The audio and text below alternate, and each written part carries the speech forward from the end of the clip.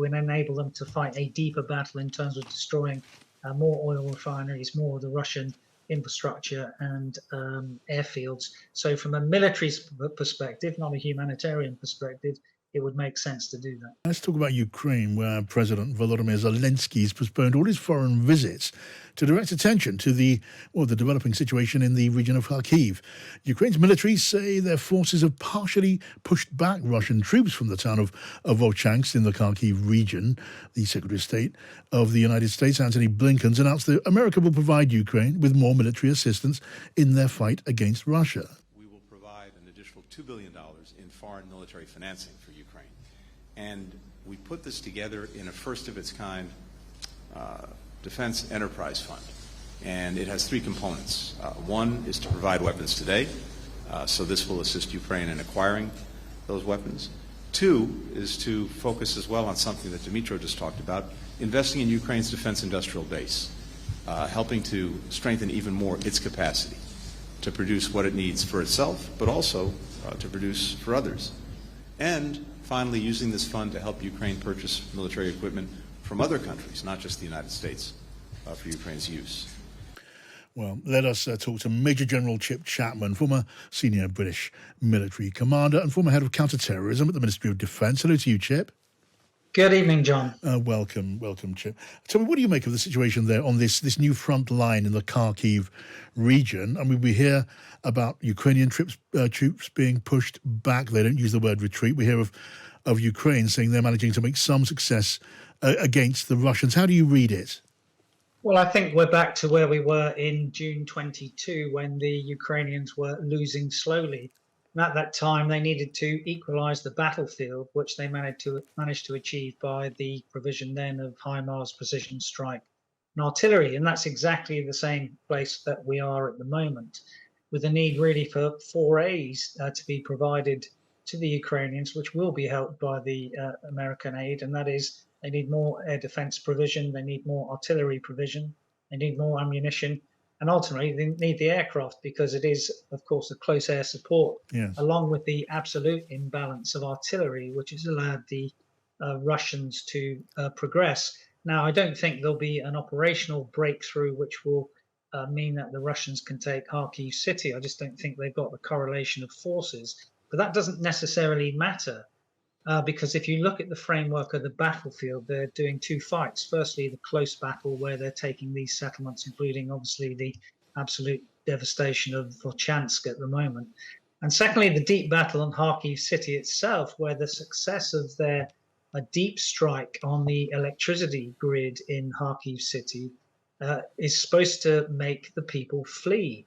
Because if you can make the second city of Ukraine untenable and you have major refugee flows, you have this psychological shock that we can't hold the second city. And it's in that domain that what they're doing is more important. Now, their aims this year, therefore, are essentially threefold. Firstly, to take Donetsk and Luhansk. Secondly, to secure a buffer zone, which I think the actions of around the area of Volchansk and all those villages are. But thirdly, to find ways to divide the international community and to play the you can't win card, so that psychological impasse affects the politics of the West, yes, not just the politics of Ukraine. yes. Testing Europe and the West's will. And we're getting statements from various Western leaders that they are fully up for supporting Ukraine for as long as it takes. I read that Russia are using new tactics on the battlefield, fighting apparently in small groups more. Are they learning from Ukraine, Chip? They are, but I don't think that is significant in terms of any notion of operational breakthroughs. If we look at the how we used to structure this in terms of the tactical battles being sequenced in support of operational objectives, in the Cold War we used to talk about operational maneuver groups, which were those to punch a hole through and go deep. At the start of the war, you might remember, John, that we talked of battalion tactical groups. That was the currency of our operation of the Russians. And now we're in smaller groupings. Those smaller groupings can use infiltration tactics in the same way as, for example, it was used by the Germans in First World War, but they're not likely to lead to this operational breakthrough. Yeah. And that in some ways that doesn't matter because it's not all about taking territory. It's all about making sure that you crush the mind of the opposition And if you crush the mind and the will of the opposition, there's a chance that at some stage one side will have to seek negotiations. I don't think we're anywhere near that sort of situation at the moment. So still back to the battle of wills. I mean, earlier in the fighting, we spoke about the way that the Russian side would just throw personnel into the front line, just the flesh grinder, I think was how you described it at one point. And we're now seeing less of that because that must take a toll on the morale of folks back home in Russia. Well, I still think their losses are pretty severe. You know, you're still talking about 1,000 a day. This is a northern military grouping at the moment, maybe of something like 30 or 40,000 people. I think what is more significant is not the losses in that sense, and they're still not affecting St. Petersburg and Moscow. I think what's more important is how the Ukrainians are fighting their deep battle and what seems to be quite clever to me in striking the oil refineries. And it's what impact that will have in the long term, because it's historically proven that it is better to destroy 50% of one industry than, for example, 5% of 10 industries.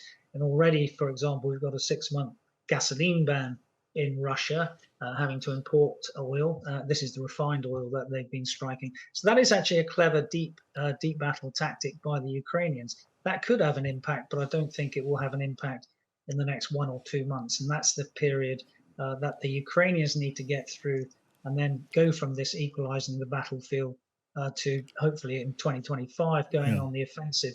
But I think what you can say in 2023, the Russian view was, can we hold them when you had the Ukrainian offensive?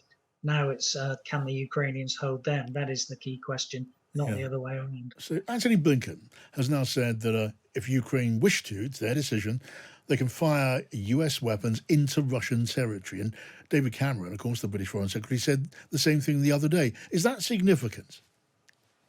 Well, of course, as a military guy, you'd always say, can we? And you'd want to have those release authorities for that. Whether you can is obviously a political decision. You know, can we as a military decision? Should we and must we are political decisions. It would be good if they could, because it would enable them to fight a deeper battle in terms of destroying more oil refineries, more of the Russian infrastructure and airfields. So from a military perspective, not a humanitarian perspective, it would make sense to do that. Chip, always great to hear from you. Major General Chip Chapman, former senior British military commander.